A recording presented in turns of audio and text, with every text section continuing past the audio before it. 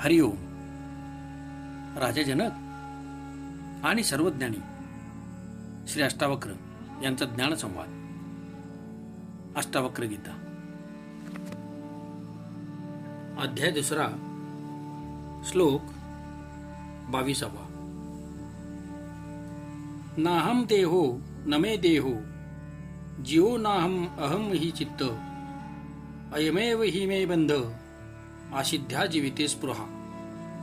अनुवाद: न मी शरीर आहे न शरीर माझे आहे. मी जीव सुद्धा नाही. मी निश्चितच चैतन्य आहे. जगण्याची इच्छा हेच माझे बंधन होते. विवेचन. आत्मज्ञानाच्या स्थितीत राजा जनक जी उत्तुंग आध्यात्मिक उंची गाठू शकलेत ती फार थोड्या व्यक्तींना गाठता येते. ही खरोखरच अद्भुत घटना आहे. एका झटक्यात सर्व बाधा पार करून, सर्व बंधने तोडून, सर्व विश्वाला द्रष्टा म्हणून पाहण्याची आत्मशक्ती राजा जनकात जागृत झाली. या सूत्रात तर जगण्याची इच्छा ही सुद्धा बंधन असल्याचे सांगून ती सुद्धा तोडण्याची गरज राजा जनक लक्षात आणून देतात. राजा जनक म्हणतो, मी केवळ चैतन्य आहे म्हणून मी शरीर नाही व माझे असे शरीर नाही. शरीर आत्मा नाही व आत्म्याचे कोणतेही शरीर नसते. आत्मा अशरीरी आहे. ही सर्व शरीरे स्वतःच आत्मा असल्याने आत्म्यापेक्षा भिन्न नाही. भिन्न असेल तर ती बाब माझी आहे असे म्हणता येते. मी जीव सुद्धा नाही. जन्म व मृत्यू होणारा, अहंकार व लोभात सापडणारा अवगुणांचा जीव असतो. मी तसा जीव नाही. मी तर केवळ आत्मा आहे. पंचतत्वांनी बनलेले व 16 तत्वाच्या रूपाने विकसित झालेले हे लिंग शरीर आहे. चेतना शक्तीने युक्त होऊन हे शरीर जीव होते. शब्द, स्पर्श, रूप, रस, गंध या 5 तन्मात्रा आहेत.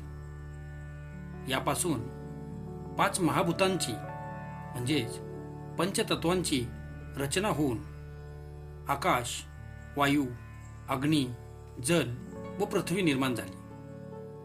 ही पंचभूते, 10 इंद्रिये व 16वे मन या 16 तत्वाच्या रूपात विकसित व सत्व, रज, तम या 3 गुणांनी युक्त असे लिंग शरीर आहे. हे चेतनशक्ती म्हणजे आत्म्याशी संयुक्त होऊन जीव बनते.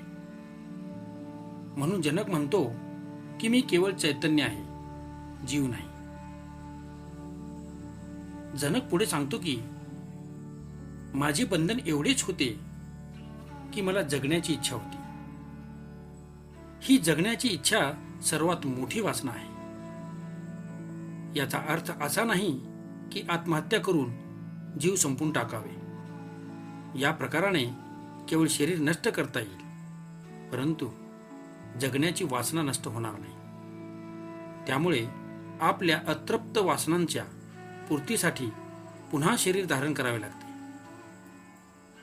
ही अतृप्त वासनाच पुन्हा पुन्हा शरीर धारण करण्यास भाग पाडते. ही मनुष्य योनी कर्म योनी आहे. तशीच भोग योनी सुद्धा आहे. अन्य पशुपक्षी केवळ भोग योनीत आहेत.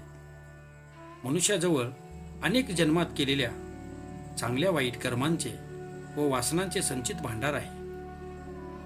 त्यातून थोडेसे संचित तो या जन्मात उपभोगासाठी खर्च करून उरलेले सर्व पुढील जन्मासाठी सुरक्षित ठेवतो. हे मनुष्य शरीर त्यास एका ठराविक कालावधीकरिताच प्राप्त होते, परंतु वेळेच्या आधी शरीर नष्ट केल्यास ते अभोग्य कर्म त्या जीवास पुढच्या जन्मात उपभोगावे लागते. म्हणून धर्मशास्त्रात आत्महत्येला पाप मानले आहे. पाप मानण्याचे कारण असे आहे की ईश्वराने जे शरीर एखाद्या नियुक्त केलेल्या कालावधीसाठी दिले आहे ते विकृत करणे मनुष्याच्या चुकीच्या दृष्टिकोनच त्याला कारणीभूत असतो. जिज्ञासू साधक असाही प्रश्न विचारतात की जगायचे तरी कशासाठी, त्याचा उद्देश काय, जीवन आपल्याला प्राप्त होते ते कशासाठी, जीवनाचे सार काय आहे, खाणे पिणे मैथून करणे मुले निर्माण करणे व शेवटी मरणे हेच जीवन आहे का. मुमुक्षू व्यक्ती असे प्रश्न करत नाही. तो सरळपणे स्वच्छपणे व निशंक मनाने मुक्तीची इच्छा धरतो. बुद्धिमान व्यक्तीच अशी इच्छा मनी धरतात. ज्ञानी माणसाच्या सर्व शंका फिटतात, त्याच्या प्रश्नांची उत्तरे मिळतात. मूढ माणसात एवढी जिज्ञासा जागृत होण्या एवढी बुद्धीच नसते. ह्या साऱ्या शंका जिज्ञासूच्या आहेत. पण अलीकडे एखादा जिज्ञासूने प्रश्न केला की त्याला हजर जबाबी उत्तर देणारे सुद्धा एका पायावर उभे असतात. त्यांच्याजवळ रेडीमेड उत्तरे तयार असतात. कोणी सांगतात की जीवाचा उद्देश मुक्ती मिळविणे आहे, कोणी म्हणते मोक्षासाठी जीवन आहे, कोणी सांगतात सेवेसाठी आहे, कोणी म्हणतात की हे जीवन म्हणजे ईश्वर प्राप्तीचे साधन आहे, कोणी म्हणतात की जीवन असार आहे, त्यात सार नाही. त्याप्रमाणे वेगवेगळी मते आहेत. परंतु जनक म्हणतात जीवन जसे आहे तसेच स्वीकार करा. स्वाभाविकपणे जगणे हेच उत्तम आहे. याचा तिरस्कार करू नका व मोह धरू नका. हे जीवन पापामुळे मिळालेले नाही, उलट ते तर परमेश्वराचे वरदान आहे. भोगांची इच्छा धरू नका व त्यागांची इच्छा धरू नका. जगण्याची इच्छा धरू नका व मृत्यूची इच्छा करू नका. ईश्वराने जीवन दिले, चांगली गोष्ट आहे. तो हे जीवन परत घेईल तरी हरकत नाही. सर्व त्याच्या मर्जीने होऊ द्या. तुम्ही विनाकारण याची उद्दिष्टे ठरवू नका. जगण्याच्या इच्छेतून भोगाच्या इच्छेमुळे तुम्ही चोरी, हत्या, शोषण, बेईमानी करून स्वतःला जिवंत ठेवाल तर ते सुद्धा पापच आहे. जेवढी अधिक जिवंत राहण्याची इच्छा होईल तेवढी अधिक पापे कराल. त्यामुळे पापकर्म न करता स्वाभाविकपणे जेवढे सहजरित्या जगता येईल तेवढे जगा. परंतु जेव्हा तुमची स्वतःची जगण्याची इच्छा बळकट होईल तेव्हा पापालाही सुरुवात होईल. जगणे शुभ आहे, पण जगण्याची वासना पापाकडे नेते. म्हणून जर वासना पूर्ण झाली नाही तर पुन्हा जन्म घ्यावा लागेल. ही इच्छाच तुमचे बंधन होते.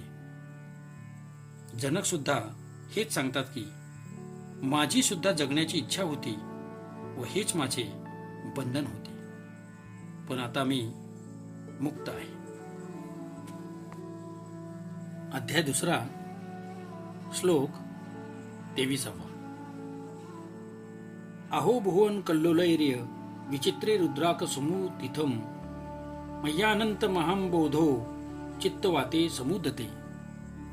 अनुवाद: हे केवढे आश्चर्य आहे की विस्तीर्ण समुद्रासारखा मी असून चित्तरूपी हवेमुळे माझ्यात जगाच्या रूपाने तरंग निर्माण होतात. विवेचन: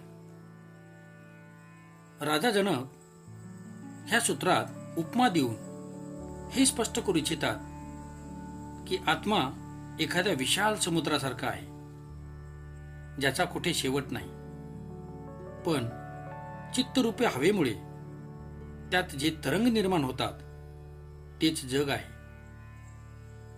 ह्यात 3 तथ्ये सांगितली आहेत. पहिले हे की आत्मा असीम आहे, त्याला मर्यादा नाहीत. समुद्राप्रमाणे तो विशाल असून तो सीमाबद्ध नाही. ज्याप्रमाणे हवेच्या झोतामुळे समुद्राच्या पाण्यात उंच लहान छोट्या मोठ्या लाटा व तरंग निर्माण होतात, त्याप्रमाणे चित्तरूपी हवेमुळे या आत्म्यात वेगवेगळ्या वासनांचे तरंग निर्माण होतात. मनुष्याच्या वासना काम, क्रोध, लोभ, मोह, प्रेम, घृणा, उत्तेजित वृत्ती हे सर्व आत्म्यात निर्माण झालेले तरंग आहेत. मनुष्य ते निर्माण करू शकत नाही किंवा थांबवू शकत नाही. या तरंगाचेच नाव विश्व किंवा जग आहे. पाण्यातले तरंग जसे समुद्रापेक्षा वेगळे नसतात, तसेच हे जग सुद्धा आत्म्यापेक्षा वेगळे नाही.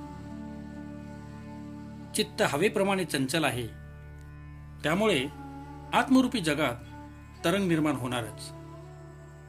योगशास्त्र ह्या चंचल चित्ताच्या वृत्तीच्या निरोधाचा उपदेश करते. योगा चित्तवृत्ती निरोधः. जर योग चित्तवृत्तीचे नियंत्रण व निरोध करता आला तर आत्मरूप होणे शक्य आहे. चंद्राचे प्रतिबिंब समुद्राच्या पाण्यात पडते, पण लाटांमुळे ते दिसत नाही. लाटा शांत झाल्यावरच त्या प्रतिबिंबाचे आपण नीट दर्शन घेऊ शकतो. ओम शांती शांती शांती.